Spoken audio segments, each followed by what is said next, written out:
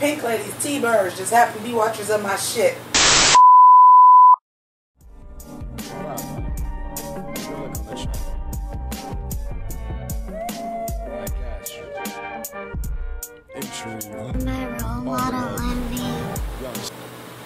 Okay, y'all, now listen.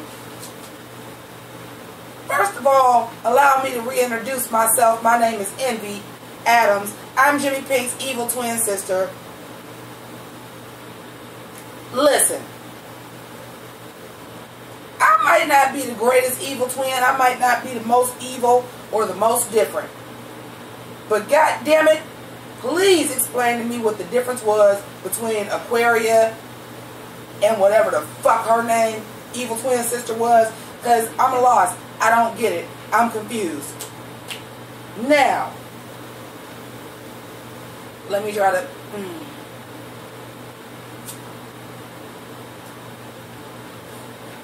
Believe it or not, I don't smoke.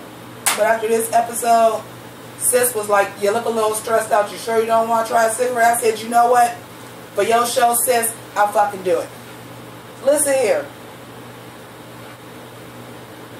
Explain to me, and I'm sorry. I'm going to skip around. I'm not going in order. I got some notes. I ain't my sister, alright? So,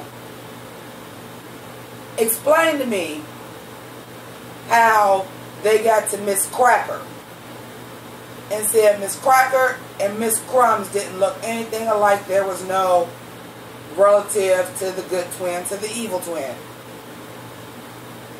Okay. But Aquaria and her twin sister's name, who had nothing to do with her name, who wasn't even clever like everybody else's was, whose looks looked nothing alike. And I'm sorry, that fucking evil twin, that bitch wasn't evil. She didn't read for shit. How'd they win over Asia and North Korea? First of all, let me break down how brilliant the evil twin name of North Korea is. Because the challenge was your evil twin was supposed to be the stuff about you that you don't like, which means she's inside you. North Korea is inside Asia. Let's just start with how brilliant that shit was. Now, let's go on ahead and get into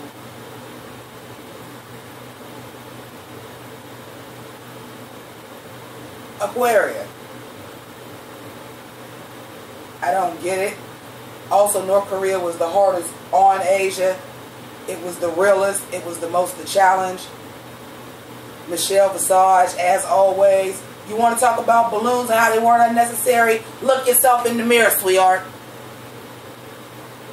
But then when the evil twin side came out, you liked the balloons. And I did too. I thought that was clever. I really thought the bitch won.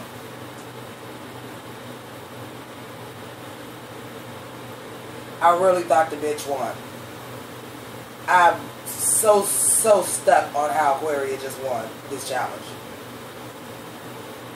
And then let's talk about Eureka a little bit. So Eureka, her good side, some kind of way, is an extra from Clueless. Which, by the way, is a ripoff of Meatball doing Heathers for the Basic Bitch Challenge, Dragula, Season 1. Obviously, I'm the sister that likes Dragula. But also, that was a knockoff with the big girl in the big pink plaid suit. But okay, I'll allow it. And I like the way that I also like the way that the plaids played off of each other. I felt like good twin, evil twin, kind of got the same look. Something I want to say in defense of Kameron Michaels. Kameron said the drag is based on comic books and video games. Y'all mad because the bitch came out in the palette swap. But guess what? That's what they do in video games and comic books. The evil twin usually has on the same outfit, slightly altered. Think Mortal Kombat, Melina and Katana. Scorpion and Sub-Zero.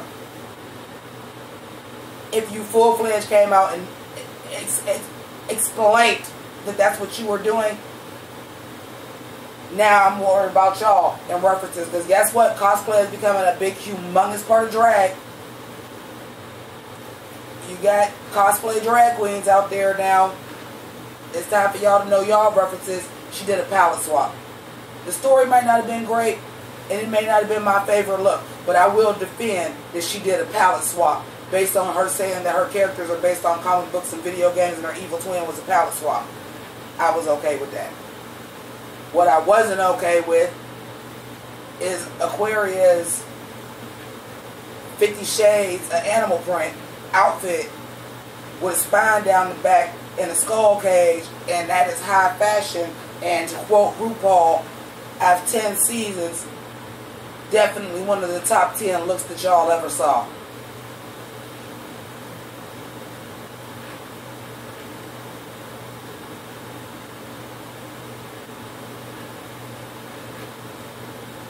RuPaul's evil twin must have been the one that was judging with that one, because I can't believe that is what y'all said. No way. Now that I got that off my chest, and we don't have a whole lot to go on this episode because it was boring, and it's going to be even more boring because this is the most boring top 4 that I've ever seen on RuPaul's Drag Race. This is the most boring top 4 that I've ever seen on RuPaul's Drag Race.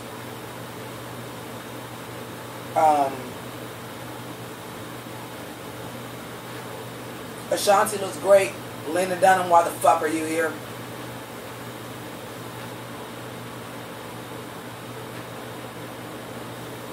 We already got a fat, loudmouth white girl who's borderline racist on the show already. Her name is Eureka. You can get the fuck out, Lena Dunham. No one wants you here. I don't know what strings had to be pulled or what show you writing for RuPaul, or RuPaul is guest starring on something that you upcoming, because I don't see a reason why you're here.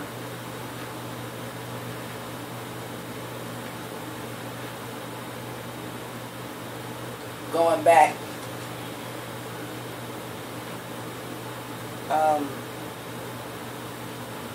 I didn't really talk about the looks, but I feel like I'll touch some points that I didn't already touch on. I really liked Cracker's Marie Antoinette. By way of Sophia Coppola, I did agree with Lena Dunham on that because it was kind of giving me that Marie Antoinette movie with Sophia Coppola. I was here for it. I didn't love her prehistoric look. I wouldn't have loved that look if it was a prehistoric runway. It wouldn't have been my favorite. I talked about Aquaria enough. Asia's first look was giving me creamsicle. I wish she would have went a little bit further with it than just like a showgirl type of outfit, but I was okay with it. Overall, like I said, for what the challenge was, the looks, the story, why the evil twin was the evil twin, the presentation, the acting, overall, Asia won. But of course, she didn't, because apparently RuPaul is sticking his dick inside of Aquaria. I said it and I'm not taking it back. Just kidding, I'm taking it back. Don't sue me for libel. Cameron's looks are always good. It's just that's where I have the problem at, because I liked both looks. I really did, and I got right away, because I'm not a super video game geek, but I am a Mortal Kombat geek, and if I ever get a video game system, that's why I don't have one, because I would be the asshole to pay $400 for a PlayStation and the internet and everything just to play Mortal Kombat, and I would never play anything else. But I understood the color swap. I got it. So you put her in the bottom because of her performance, but don't say it was because of the looks, because the looks was too simple, or the looks was too much alike. Because I got that reference. Aquaria, I do have to say, I was looking for the lavender and mint green look. I even love the fact that she even put on a short wig, so there was a little bit of blonde bang underneath the head wrap. It was really well done. It was very cute. Top 10 of all time on RuPaul's Drag Race? I don't think so, but whatever. I think that's basically, I said everything else I want to say about the looks. I want to talk about RuPaul for a minute. Because this dress. This dress was a monstrosity. It might not have been a monstrosity had it been all one color. I might have said, you know what, this ain't the greatest, but if she would have wore that during the Glitterific challenge, like remember when she used to actually dress in theme with whatever the contest, whatever the theme of the program was, she dressed in theme too. Remember that? I really wish she would go back to that because y'all need some guidelines, girls. Because if I see this pushback wig one more time, oh, you swooped some hair over it this time. Because Michelle Visage's real hair couldn't get like that, so you have to, so their hair could match. Because if you notice that Michelle Visage is supposed to be RuPaul's evil twin, except for I liked Michelle Visage's outfit and I didn't like RuPaul's. And then, was that supposed to be because it was evil? Like, you should have wore that for Glitterific, and you should have wore that dress that I hated last time that was giving me Harley Quinn with the red glitter on one side, but the black. Make this a prettier color glitter, like a light blue or pink or something like that, and then have that hard black leather on the other side. Give me a wig that was split color and wore that for this episode. That would have been everything. I think the problem is who's styling you might be coming up with these the challenges, and they're inspiring the look. Maui or Molly or whoever his name is knowing what the challenges are and giving you looks inspired by those challenges, but you're not wearing them for those challenges. Because even though I hated the last two dresses, had they been worn on episodes where they fit the theme, I think we could have forgave them a little bit more. Y'all comment below and let me know if y'all feel like had she wore this ugly ass dress but she'd have wore for the Glitterific, would y'all have been like, oh, okay, I get it, and been a little bit more accepting of the dress? And some other, like I said, let me know. This mini challenge, I don't know who Kameron Osborne is. I don't give a fuck about somebody sponsoring drag brunches, so the challenge is drag up a pancake.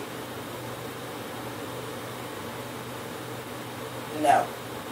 I don't want nothing to do with dressing up no food and dragging up no food unless it's little pound cake.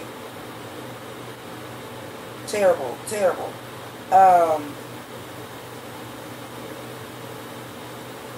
And then with Kameron saying she thinks it will almost be easier to be sent away than to send somebody home. Well, girl, bye. You go. But you see, she made it to the top 4 though. In any case, finally, I just want to say, Jimmi wants to thank RuPaul because in her fucked up mind, just because she's so delusional, she feels like RuPaul actually gave her a shout out because when she did her message, ooh, she done already done hers, is that she feel like some kind of way because she said deuces at the end. That was a shout out to her. But anyway, take one for the House of Grease. Yay. Good for y'all.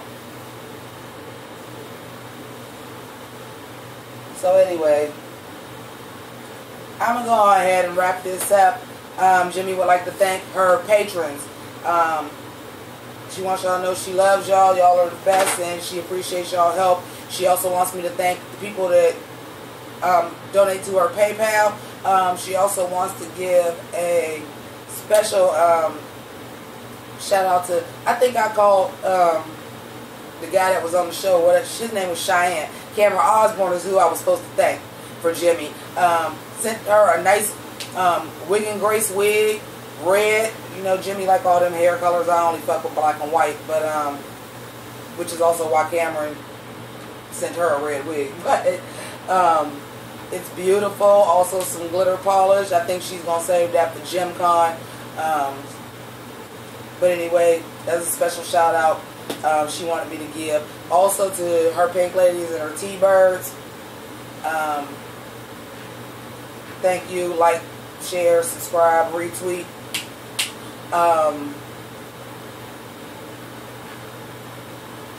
If you're not a member of the House of Grease, that just means you're not subscribed to Jimmi's channel. So what you just want to do is click Sailor Jimmi at the end of this, or go on down below, hit the notification bell. Also, if you want to donate to Patreon or PayPal, the links are below in the description, as well as merchandise.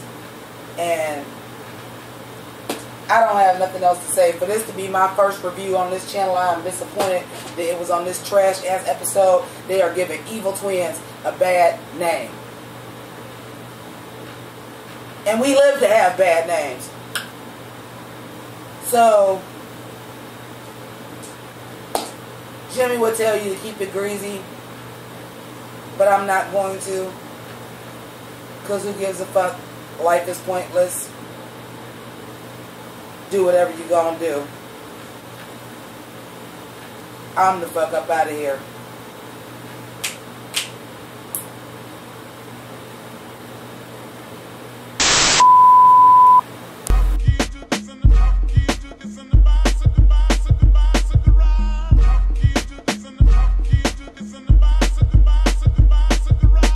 Kamehameha attack is blazing, I'm so amazing. Japanimation, the anime on your cartoon station. So fulfilling, no adults swimming for about an hour. Revealing power, unorthodox amongst these cowards. Full transformation for Optimus Prime transformation. A good vibration from